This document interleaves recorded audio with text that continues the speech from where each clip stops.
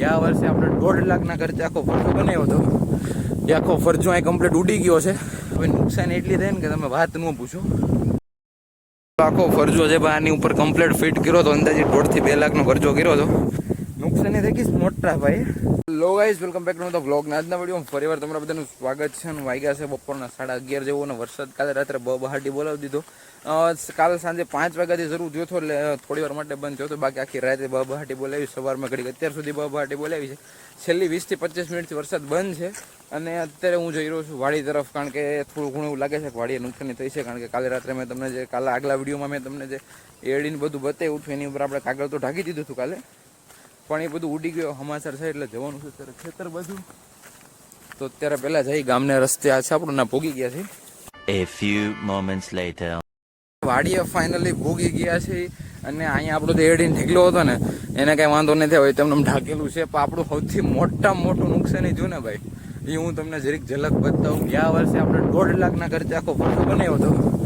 એ આખો ફરજો અહીં કમ્પ્લીટ ઉડી ગયો છે. અને ઊંધે માથે સીધો બહાર પડી ગયો છે. ભાઈ નુકસાન એટલી થાય ને કે તમે વાત ન પૂછો. ખતરનાક ભાઈ, પતરાની તો હાવ એટલે હાવ. આખો ફરજો છે ભાઈ, આની ઉપર કમ્પ્લીટ ફિટ કર્યો હતો. અંદાજે 1.5 થી 2 લાખનો ખર્ચો કર્યો હતો. એક પતરો એની રહી ગયો આખા. ભાઈ તમે જોવો ભાઈ, આ નુકસાની કહેવાય. 2-3 આપણી સોલાર પેનલ હતો, એ કમ્પ્લીટ તૂટી ગઈ છે. અને ભાઈ બાકી આપણો આખો ફરજો છે ભાઈ, નુકસાની થઈ ગઈ મોટા ભાઈ. એટલે તમે વાત ન પૂછો, આખો ઉપરથી સીધો આમનો જ પડી ગયો યાર. દર વખતે યાર એટલી નુકસાની થાય ને ભાઈ, તમે યાર શું કેવું યાર. હવે વાવાઝોડાને કારણે જે નુકસાની થઈ છે એમાં તો આપણે ક્યાંય કરી નથી થવાના. જેટલા પતરા હાજા છે એટલા પતરા અમારે અત્યારે કાઢવાનું છે. એટલે હું મારો ભાગીદાર આવી ગયો છે. જમી કાઢીને વાડીઓ એક પાઇપો તો આપણે નોખો કરીને અહીંયા મૂકી દીધું ને પતરાના બટકા તો પેદા પડ્યા જ છે. અને મોટા ભાગે બધા પતરા તૂટી જ ગયા છે. જેટલા પતરા હાજા છે એટલા બધા પતરા કાઢીને ફરજાની અંદર અત્યારે મૂકવાના છે. ને ફરી વાર પાછો આપણે ફરજો કમ્પ્લીટ કરવાનો છે. ને સામેની બાજુથી વરસાદ ફૂલ અંધેરો છે. 2 કલાક ખાલી વરસાદ બંધ થઈ જાય એટલે આપણે બધું કામ ઓકે કરીને ઘર ભેગું થઈ જવાનું છે. આમથી આપણો ભાગીદાર આવે છે, એ પતરા બધા અંદર અત્યારે મૂકે છે.